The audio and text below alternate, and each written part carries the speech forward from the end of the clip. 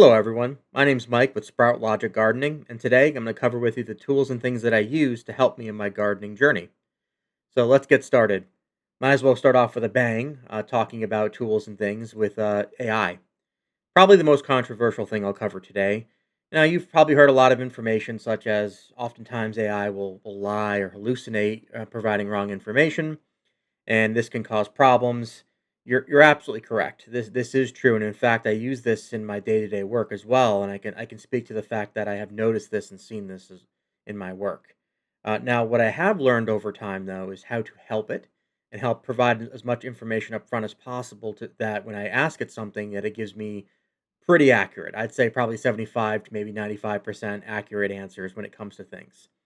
So, a little disclaimer: what you see here is ChatGPT that I have up, and this is a prompt that I'm going to use when it comes to a gardening question. Now, I still have to, and I do recommend you do the same as well, just double check some of the information. If something seems off, or if you have your own personal experience and your gut is telling you something different, probably stick to your gut, especially if you have years of gardening behind you, versus what this says. But in this example, what I'm basically asking it for is, when should I plant my tomatoes? Number one, I give it the zone I'm located in. Number 2, I tell it about the garden, where it's located in my house. And then I'm talking about what I'm planting it in, the size and information like that. And then I talk about the sun that it receives. Again, this prompt is filled with plenty of information, making sure that AI is getting as much information as possible to give me an accurate answer. So let's see what it says. So, depending on your prompt, this can be pretty quick, a couple seconds. Sometimes it can take longer, especially if it's a very detailed prompt. But for this example here, what it's basically telling me, I want to probably plant it mid to late April. The temperature of the soil needs to be about 60 degrees. Temperatures at nighttime should be about 50 degrees. If I want to be extra cautious, it gives me some advice. Hey, you should probably plant this 1 to 2 weeks later. It talks about conditions. So east side of the house, very good, great for tomatoes. The bed is deep enough.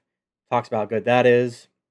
And then of course it gives me how many tomatoes to plant, actually, which is great as well. Something I didn't even ask it. And then it talks about hardening off the seedlings and things like that. So again, I use this pretty regularly when it comes to gardening because what I've found is trying to hunt things down on the internet is extremely difficult. There's a million websites, a million different versions of information. What this tends to give you is more of a consensus on what I'm looking to accomplish and do versus hours and hours and hours of time looking and reading things. And yes, you can say, well, on the back of your seed packet, it tells you what to do. Yeah, it does, sort of. Not specific to my region or zone. It could be missing information such as the condition of my garden. Now, this is just a very light entry level prompt. You could take this one step further, and I won't demonstrate it in this video, but if you do sign up for ChatGPT and you can actually create your own GPT bot or agent, you can actually go ahead and customize this. Give it information up front. Talk about your garden. I actually have a GPT built that I went really deep into with, which it has soil information, weather conditions. It gives me reminders. So when I log into it and start chatting with it, it'll say, "Hey, don't forget you need to plant XYZ seeds by this date, otherwise you're going to miss the window." It tells me when to water. I mean, you can go down the rabbit hole, and I highly recommend to use this tool, especially since this is free. I'm using the free version of ChatGPT right now, and it gave me some darn good information. The paid version gives you access to different GPTs, maybe newer ones, more customization. You don't have to do it, but it is a great free tool to start with. So this is tool number one that I'm going to talk about.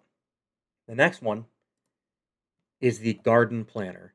Now, this is tied to another resource I'll talk about a little bit later on, which is the GrowVeg YouTube channel that Benedict runs. He created a garden planning tool a while ago, and I believe I forgot the exact price. I'll pop it up on the screen here. I want to say it's like $5 or $7 a month or something like that. But essentially, you pay monthly for this tool. So this has access to tons of different things and information. So it is a fantastic tool to use when it comes to, planning out your garden. I find it to be really, really helpful. What's nice about it is it'll actually let me lay out different things. So for example, right here, it's showing the plants that I can add to my garden. So I'm going to pretend that I'm going to use almond. I'm going to plant an almond tree, right?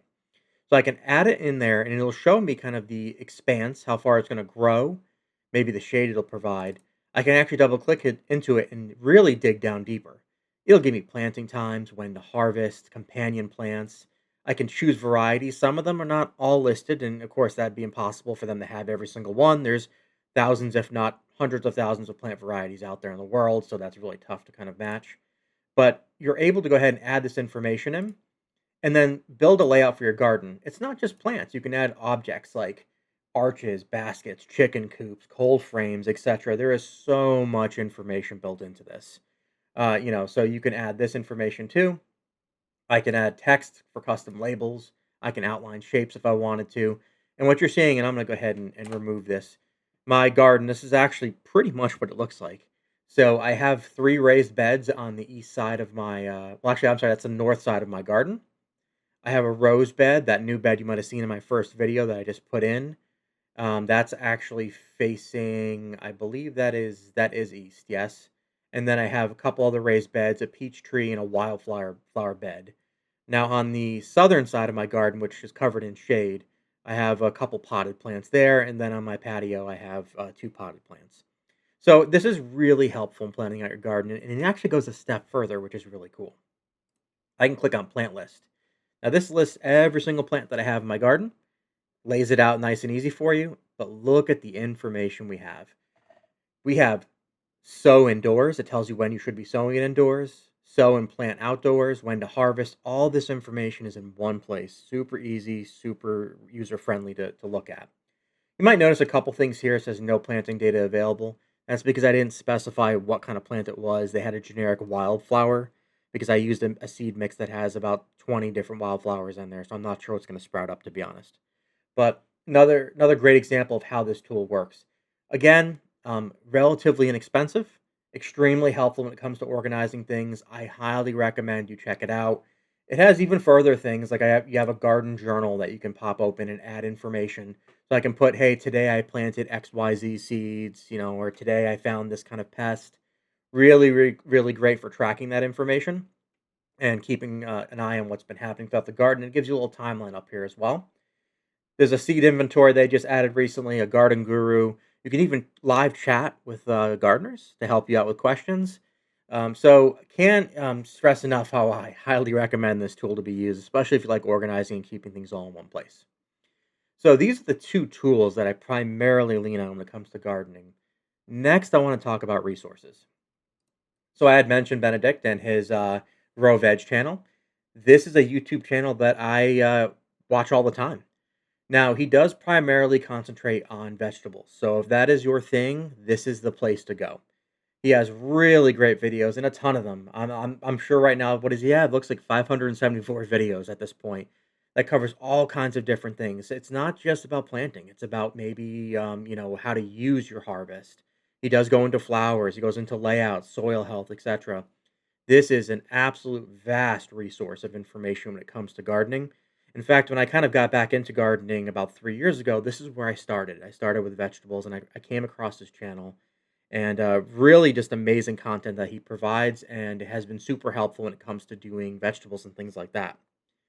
A little bonus piece of information, he wrote a book, which is called Grow Veg. And I also recommend you check that out. It has another large amount of great information kind of tied up and all in one place for you to read. So you don't have to be connected to the internet online. You could be sitting in the garden simply reading this book. But I can't recommend this channel enough. The next one I'm going to talk about is gardening with Monty Don. Now, some of you might be familiar with Monty Don, Gardener's World. It's a BBC channel that it's on the BBC channel, that a show that's been around for many many years. And so he is the main host right now as it stands. And what you're going to get out of this particular channel is going to be all the different Gardener's World episodes. Now, I mean, I started watching Gardener's World about 3 months ago. I started season one when, at least when Monty Don joined, and I think I'm up to season 9 now. What I like about Gardener's World in particular, this channel, Monty Don has a vast array of gardens. If you're familiar with him, he has his main garden, which is all of the spaces are called Long Meadow. And inside Long Meadow are mini gardens. There is probably, I don't know, 10, give or take, different gardens like the Jewel Garden, the orchard, etc. that he has. And he grows all kinds of different things in there. Ranging from, your ornamental flowers to, like I said, orchards, apple trees, things like that, to vegetables. This is a great all-encompassing channel that provides information on so many different topics. A bonus point for me is my climate's kind of similar to where he's at in England. So, they have cold winters, they have wet springs, very, very similar. So it helps in that sense. But you don't just get him, you get all the other people involved in Gardener's World to help out and kind of watch. So, another bonus I'd probably say is extremely relaxing and enjoyable to watch, just like GrowVeg is. So, these are great things if you want to sit down and relax in the evening to watch and to learn more information about gardening. And in here, there's again about 188 videos, not as much as Benedict and his channel, but still, there's an absolute ton of information present here. So, another one I can't recommend enough to check out and watch. It's enjoyable TV, but also you learn a ton at the same time. And it has been really helpful in my gardening journey. And I say one last thing I'll leave you with this channel in particular. If you're in need of motivation or you're trying to figure out, what can I do differently, or I want to change the way that things look in my garden, and you're having trouble finding that, this is a great source of that. They tour so many different gardens throughout the UK and even the world at certain points that you get some really great inspiration when it comes to layouts of your garden and things to plant. So the last thing I'm going to cover today is actually where to buy some seeds and flowers. So I had started using Eden Brothers about 3 years ago, and this is another one I can't recommend enough. So they have all kinds of things ranging from flower bulbs to wildflower seeds, flower seeds, vegetables, etc. If you name it, they probably have it, give or take. Now, I will mention this. I don't want to say that they're expensive. They are a little bit more money than you typically pay if you went to like a standard box store, but I think it's worth it. I have really high germination rates when it comes to these seeds. They're non GMO and they have amazing variety present and available to use.